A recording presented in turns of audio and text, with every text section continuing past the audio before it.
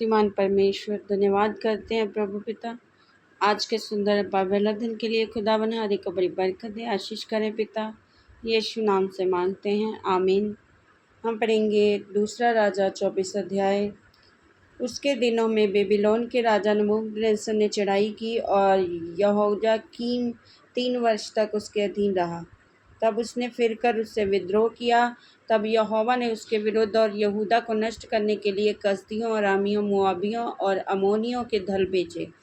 ये यहोवा के उस वचन के अनुसार हुआ जो उसने अपने दास भविष्यवक्ताओं के द्वारा कहा था। निसंदेह ये यहूदा पर यहोवा की आज्ञा से हुआ, ताकि वे उनको अपने सामने से दूर करें। ये मनशे के सब पापों के कारण हुआ और निर्दोषों के उस खून के कारण जो उसने किया था, क्योंकि उसने यरूशलेम को निर्दोषों के खून से भर दिया था, जिसको यहोवा ने क्षमा करना न चाहा।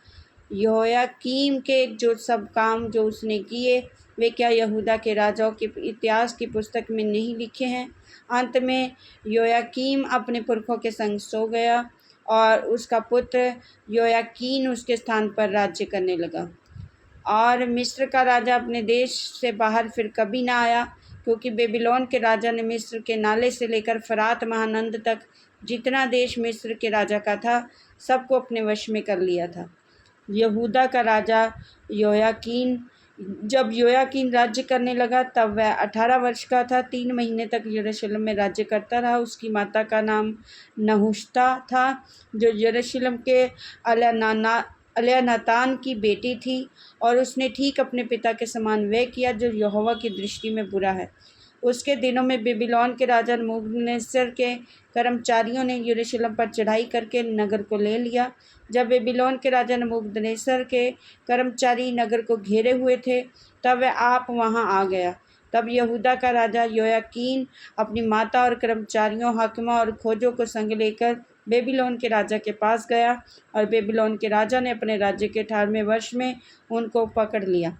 तब उसने यहोवा के भवन में और राजभवन में रखा हुआ पूरा धन वहाँ से निकाल लिया, और सोने के जो पात्र इस्राएल के राजा सुलेमान ने बनाकर यहोवा के मंदिर में रखे थे, उन सबों को उसने टुकड़े टुकड़े कर डाला, जैसा कि यहोवा ने कहा था। फिर वह पूरे यरूशलेम को अर्थात सब हाकिमों और सब धनवानों को, जो मिलकर 10,000 थे, कर ले गया। लोहारों को, जो 10,000 थे, सब कारीगरों और लोहारों को बंदी बनाकर ले गया, यहाँ तक कि साधारण लोगों में से कंगालों को छोड़ और कोई ना रह गया। वह योयाकीन को बेबीलोन में से ले गया, और उसकी माता और स्त्रियों और खोजों को और देश के बड़े लोगों को वह बंदी बनाकर यरूशलेम के बेबीलोन को ले गया।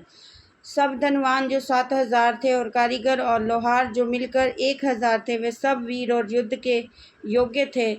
उन्हें बेबीलोन का राजा बंदी बनाकर बेबीलोन को ले गया। बेबीलोन के राजा ने उसके स्थान पर उसके चाचा मत्तन्याह को राजा नियुक्त किया, और उसका नाम बदलकर सिदकिय्याह रखा। और जब सिदकिय्याह राज्य करने लगा, तब वह 21 वर्ष का था, और यरूशलेम में 11 वर्ष तक राज्य करता रहा। और उसकी माता का नाम हमतुल, और जो लिब्यानावासी यर्मिया की बेटी थी। उसके ठीक योयाकीम की लीक पर चलकर वही किया जो यहोवा की दृष्टि में बुरा है।